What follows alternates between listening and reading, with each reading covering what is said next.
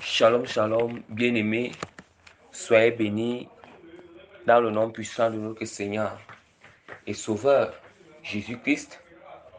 Que toute la gloire, la sagesse, l'élévation reviennent à notre Seigneur Jésus-Christ. Donc, bien-aimés, aujourd'hui, le Seigneur a des grandes révélations pour tous ses enfants. Pour tous les chrétiens, le Seigneur a des grandes révélations. Pour tous les chrétiens. Parce que on dit que derrière la Bible, derrière les Écritures, les saintes Écritures de la Bible, il y a des puissantes révélations qui sont cachées derrière. Et on ne peut pas avoir accès à ces révélations, au secret de ces mystères, si Dieu lui-même ne nous révèle pas ces choses.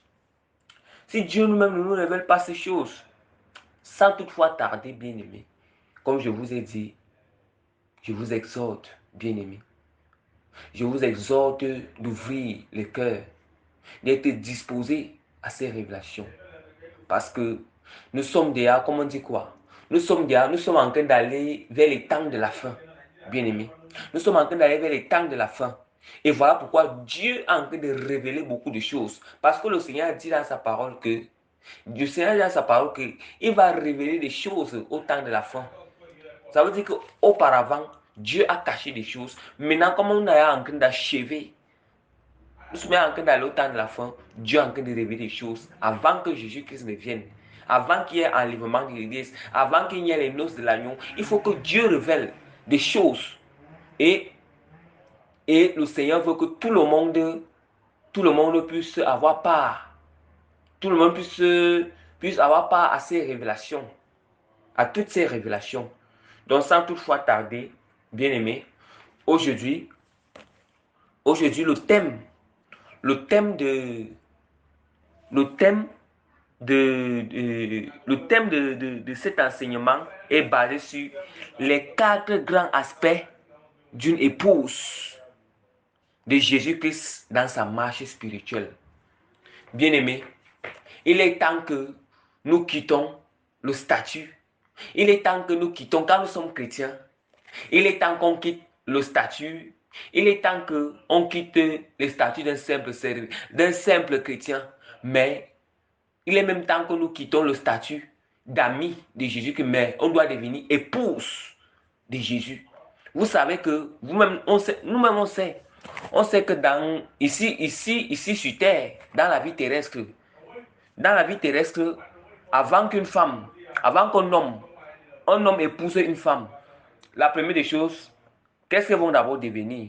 Ils deviennent d'abord les fiançailles. Donc, ils vont d'abord célébrer les fiançailles. Avant de se marier, ils sont d'abord fiancés. Ils sont d'abord fiancés.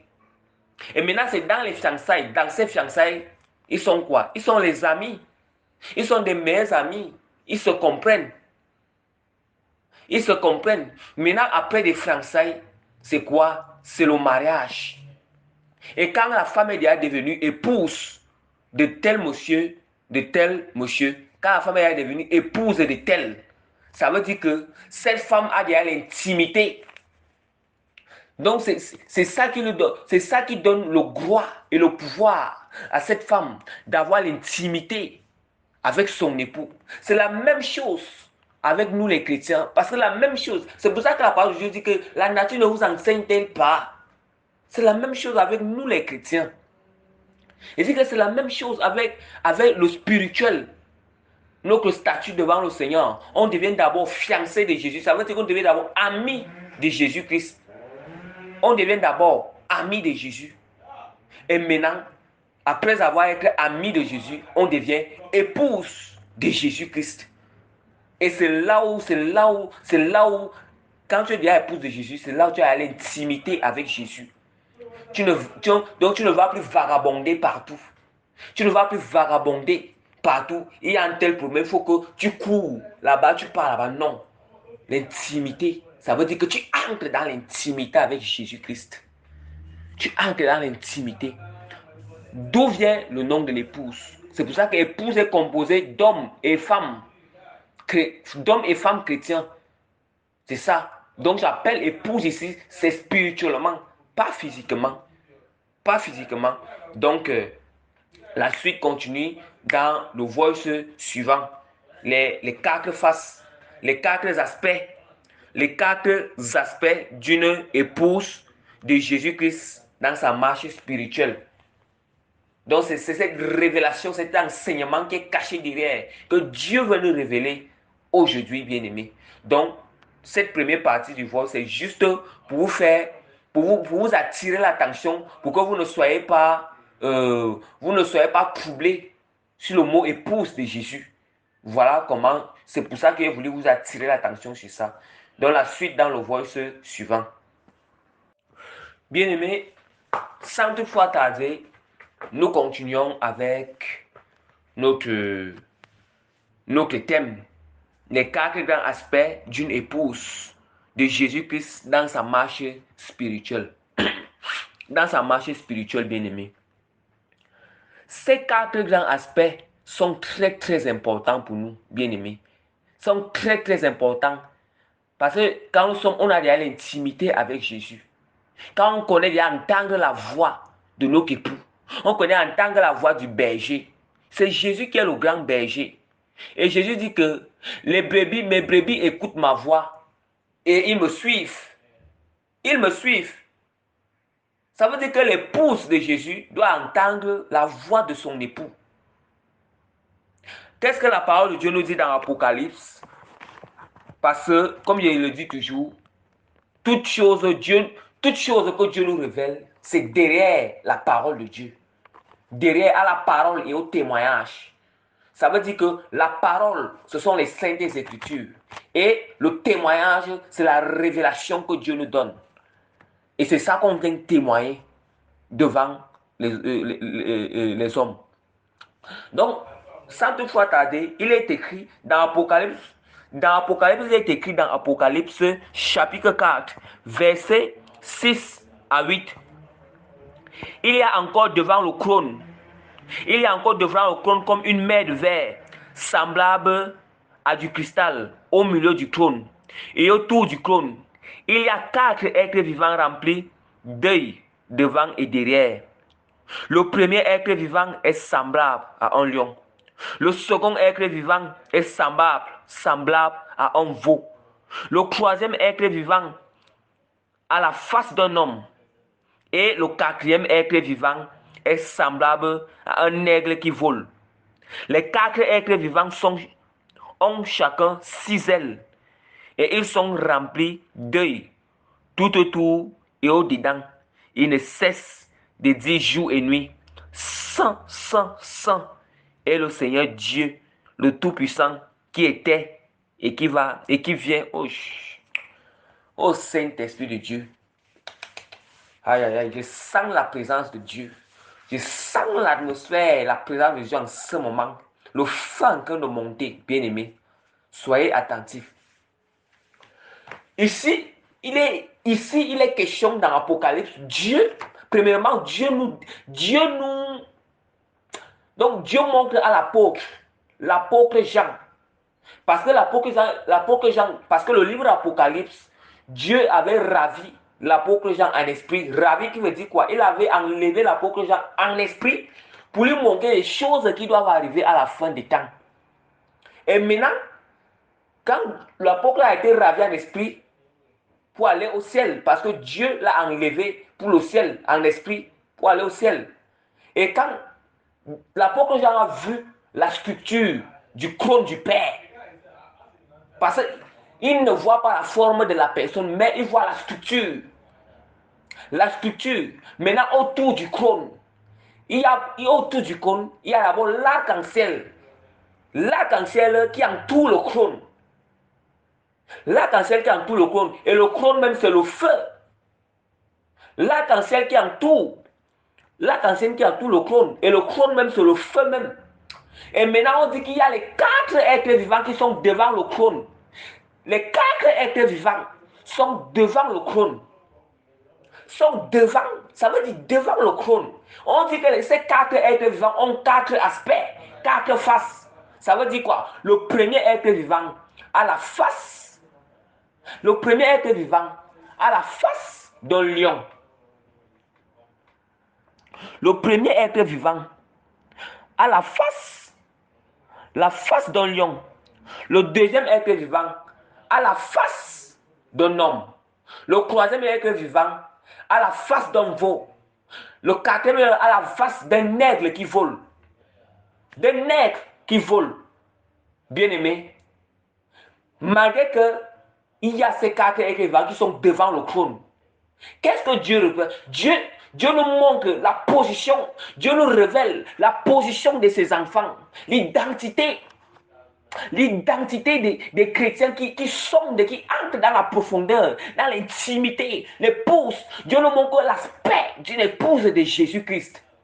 Dieu nous révèle l'aspect d'une épouse de Jésus-Christ. Bien-aimé, on ne doit pas se sous-estimer, bien-aimé. Travaillons durement spirituellement. La première face qu'on dit que c'est la face d'un veau, la face d'un veau. La face d'un veau. Le veau, c'est le taureau, c'est comme le taureau. Hein? Le veau, c'est comme le taureau. Ça veut dire que le rôle du veau, c'est quoi? Le veau, c'est quoi? On attache la charrue sur le veau. Écoutez bien. On attache. Écoutez alors bien les révélations et les significations de ces 4 êtres vivants. On attache la charrue sur le veau. Quand on attache la charrue sur le veau, c'est pourquoi quoi? Le veau doit labourer. Le veau doit labourer parce que le veau, avant, quand il n'y avait pas les tracteurs de labour, il n'y avait pas les tracteurs avant, on attachait les charrues sur le veau, le taureau. Maintenant, ça commence à parcourir le champ. Pour labourer, ça commence à parcourir. Quand le veau, ça veut dire que le veau est en train de marcher. Quand le veau marche sur ses 4 pattes, la charrue est en train de venir derrière. La charrue est en train de labourer. La charrue est en train de labourer et le veau ne se fatigue point. Donc la charrue est en train de labourer. Donc le veau, son rôle est de faire le travail. Ça travaille. Voilà pourquoi c'est la même chose avec un chrétien, une épouse de Jésus-Christ est celle-là, ou un chrétien, celui-là, qui doit toujours être dans l'œuvre du Seigneur, qui doit toujours être en œuvre, bien-aimé. Et celui-là qui doit toujours, une épouse de Jésus-Christ, est celle-là qui doit toujours être en œuvre, parce que Dieu révèle et commence à révéler les attributs, les caractéristiques d'une épouse. Afin que si quelqu'un n'a pas encore ces caractéristiques, qu'il prie le Seigneur, qu'il commence à se revêtir de ces caractéristiques. Parce que quand Dieu vient enlever l'épouse, parce que ceux qui ne font pas partie de l'épouse ne seront pas enlevés. Jésus vient enlever son épouse avant les grandes tribulations. Maintenant, est-ce qu'on a cet aspect, l'aspect du veau? Est-ce qu'on a l'aspect d'un serviteur? On doit avoir l'aspect d'un serviteur. Ça veut dire quoi? On doit toujours être au travail, dans la mission du Seigneur. On doit toujours être dans le champ de la moisson. Le champ de la moisson. Le Seigneur dit que dans ces temps de la fin, Dieu doit récolter. Il y a la moisson, une grande moisson qui est en train d'arriver. Qui sera parmi les moissonneurs? Dieu veut que nous soyons des moissonneurs. Dieu veut que nous travaillions dans son champ. Le champ de Dieu, c'est quoi? Ce sont les âmes qui sont perdues. On doit gagner les âmes qui sont perdues. Ça veut dire quoi? Si Dieu t'a choisi d'adorer dans son ministère, dans son œuvre, adore le Seigneur. Ne cesse pas d'adorer le Seigneur. Si Dieu t'a choisi d'évangéliser, évangélise. Ne cesse pas d'évangéliser parce que Dieu n'aime pas la faiblesse. Si Dieu t'a choisi d'avoir un bon travail dans le monde et que tu vas soutenir son œuvre, continue à faire cela. Si Dieu t'a béni, continue à faire l'œuvre de Dieu comme il t'a béni. Si Dieu t'a appelé, ça veut dire que si Dieu t'a appelé, parce que chaque chrétien a le rôle que Dieu lui a donné. Et le rôle que, si tu ne connais pas encore ton rôle, prie le Seigneur que Dieu te révèle ton rôle. Et sur ce rôle-là, c'est ça qu'on doit avoir l'aspect du veau. l'aspect d'un taureau, l'aspect du veau qui est toujours en service de l'œuvre du Seigneur, qui est toujours en service de l'œuvre de Dieu. Bien-aimé, voilà le premier aspect d'une épouse. Et le premier parmi les 4 êtres qui sont devant le trône du Père. Voilà le premier aspect d'une épouse de Jésus-Christ. Passons sur le deuxième aspect. Donc, premier aspect d'une épouse, on doit être les serviteurs. On ne doit pas se lasser.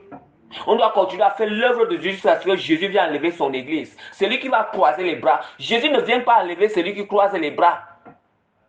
Jésus ne vient pas enlever celui qui croise les bras. Jésus n'aime pas la paresse. Jésus veut une épouse qui est dans l'œuvre spirituelle, qui est en train de gagner les âmes. Ça veut dire que l'aspect d'un veut, c'est celui-là qui doit travailler dans le champ de la moisson de Dieu. Le champ de la moisson de Dieu qui est quoi? Les âmes qui sont perdues. Les âmes qui sont perdues. Comme je suis en train d'évangéliser et faire là, en ce moment, je suis dans le champ de la moisson. Je suis maintenant dans le champ du Seigneur, en train de moissonner les âmes. Et c'est ça l'aspect d'un veau. Est-ce que quelqu'un parmi vous a vraiment l'aspect d'un veau?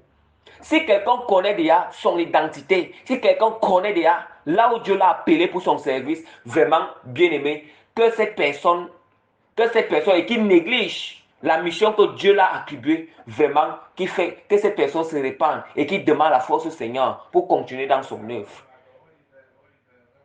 Et celui qui ne connaît pas encore son identité, quel appel que Dieu lui a attribué, que cette personne commence à se détacher du monde et qui commence à prier beaucoup, qui vienne à Jésus, qui tombe en genoux devant les pieds de Jésus et demande à Jésus qui Seigneur, Jésus, je t'accepte de tout mon cœur. Révèle-moi ce que tu veux que je fasse dans ton œuvre pour te revêtir de l'aspect de ce veau, de l'aspect du taureau. Donc nous continuons dans le prochain voice pour les autres aspects, les autres trois êtres vivants qui restent, qui sont aussi les 4 aspects, les 3 autres aspects d'une épouse qui reste. On dit que l'autre être vivant, ça veut dire que l'autre être vivant est semblable à un homme. L'autre être vivant est semblable à un homme. Un homme, ça veut dire que on doit avoir l'aspect d'un homme, semblable à un homme. Pourquoi?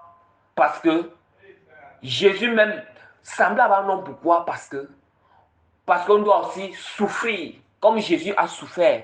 Ça veut dire qu'on ne souffre plus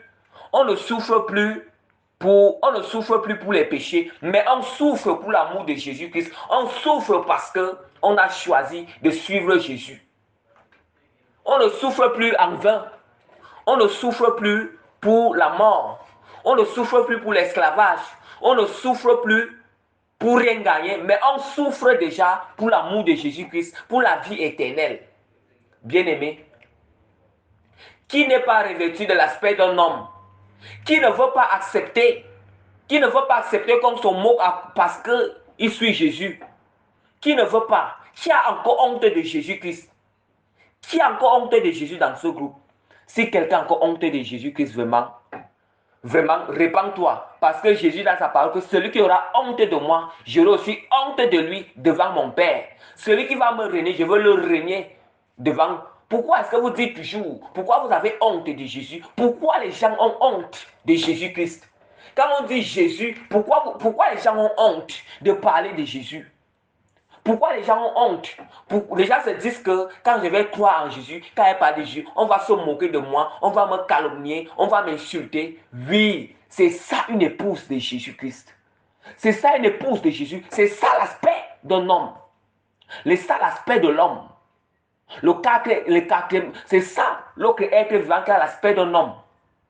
Oui, ça veut dire qu'on doit supporter, on sera insulté, on doit accepter des persécutions. Des épreuves, des calomnies, des injures. On va nous dire du n'importe quoi, mais bien aimé, c'est à ça l'aspect d'un homme. C'est à ça l'aspect d'un homme. Jésus lui-même, on a insulté Jésus parce que Jésus a voulu nous sauver. Jésus qui n'a même pas péché, qui n'a rien fait, on l'a tué, on a craché sur lui, on l'a percé, on l'a cloué à la croix. On l'a cloué à la croix. Mais parce que à cause que Jésus nous a aimés, Jésus a voulu qu'on hérite le paradis, le royaume des cieux. On hérite des promesses à venir. Il a accepté ces Jésus. Nous aussi à notre tour. Pourquoi est-ce qu'on ne peut pas accepter les injures pour Jésus-Christ? Pourquoi? Nous aussi on doit avoir un amour qui est infusé, un amour profond pour Jésus-Christ. Moi, je suis capable de mourir pour Jésus. Si un chrétien, si une épouse de Jésus, si un chrétien n'est pas encore capable de mourir pour Jésus-Christ, vraiment, ça veut dire qu'il n'est pas encore arrivé au statut. Il n'a pas encore atteint le statut d'une épouse de Jésus. Qu'il prie vraiment le Seigneur et qu'il prie encore beaucoup et qu'il cherche encore la face de Dieu en vérité. Qui dans ce groupe ne veut pas les injures? Qui dans ce groupe a encore honte de Jésus? Qui dans ce groupe ne veut pas souffrir pour l'amour de Jésus? Qui dans ce groupe ne veut pas traverser les épreuves pour Jésus-Christ? Vraiment, que ces personnes se répandent. Que ces personnes se répandent et qu'ils prient le Seigneur afin que Dieu le revêtisse de l'aspect de l'homme. De cet aspect d'un homme. Donc voilà le deuxième aspect qui est le quatrième être vivant dont la parole de Dieu nous dit dans Apocalypse. Dans Apocalypse, on dit que les choses qui doivent se passer au temps de la fin. Ça veut dire qu'au temps de la fin, on doit se revêtir de ces quatre aspects d'une épouse. Et quand on a ces quatre aspects, c'est cette épouse-là que Jésus vient enlever. Il vient enlever avant les grandes tribulations. Nous allons passer sur le troisième aspect. Le troisième aspect ici, c'est qui? On nous dit que le quatrième, on dit que l'autre être vivant.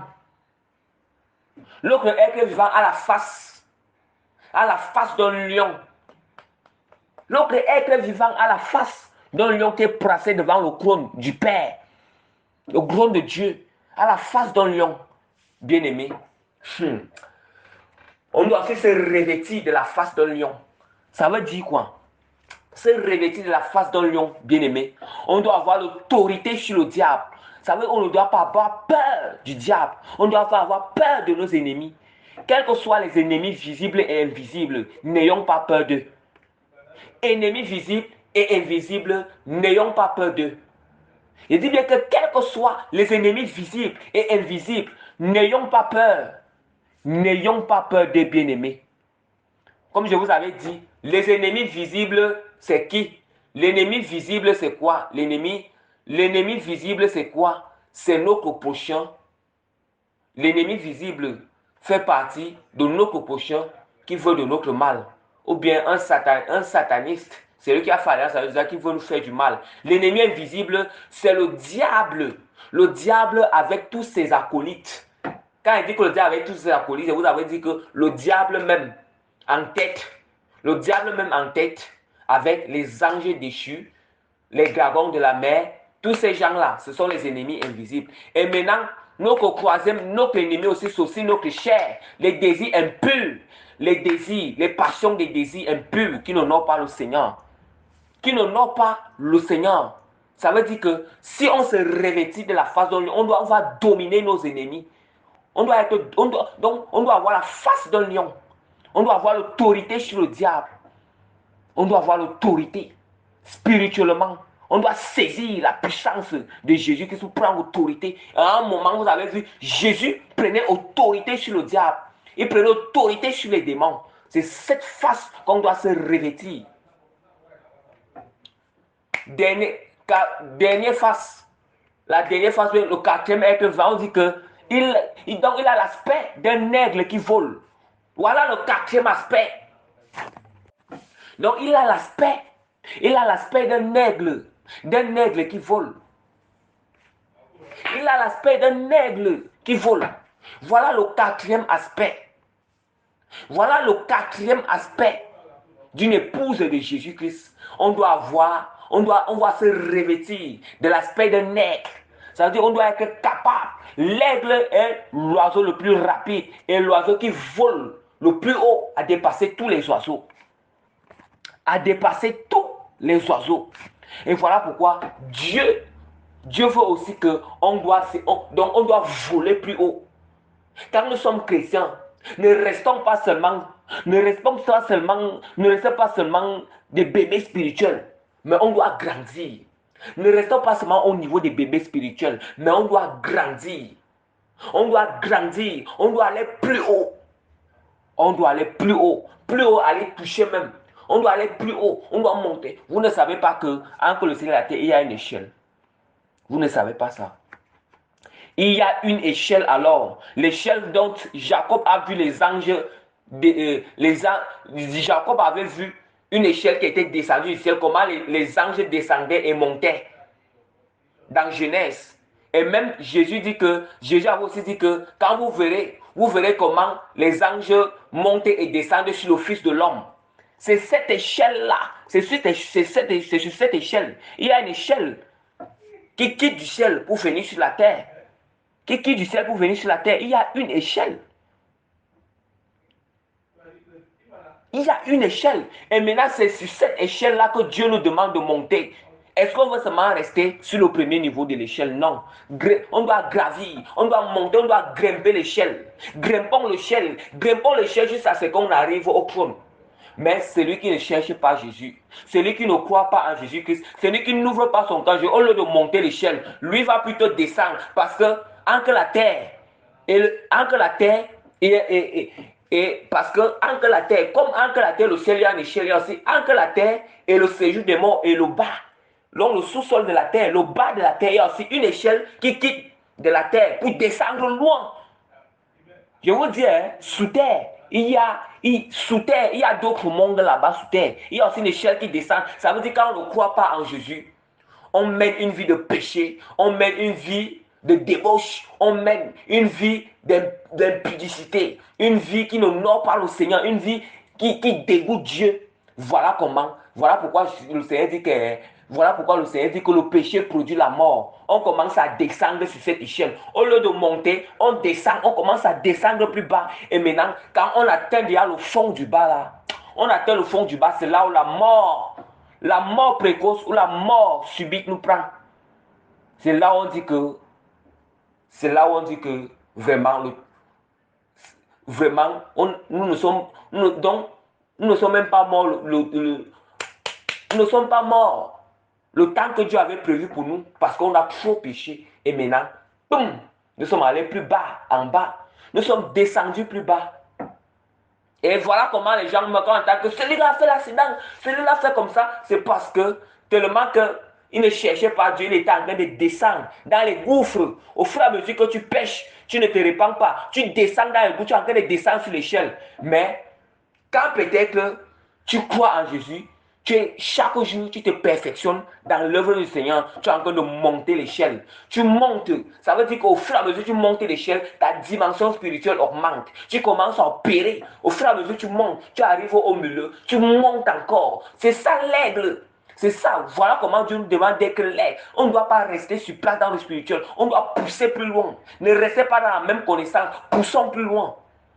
On doit sentir comment il faut bouillonner en nous. On doit sentir comment Dieu nous parle. On doit sentir comment Dieu ouvre nos yeux spirituels. On doit sentir. C'est ça. C'est ça. Être comme l'aigle. On doit se revêtir de ces 4 aspects. Donc, bien aimé, voilà les 4 aspects d'une épouse. Voilà les 4 aspects d'une épouse. Est-ce que parmi nous ici là, est-ce qu'il y a vraiment quelqu'un qui se reconnaît, qui s'est revêti ces 4 aspects?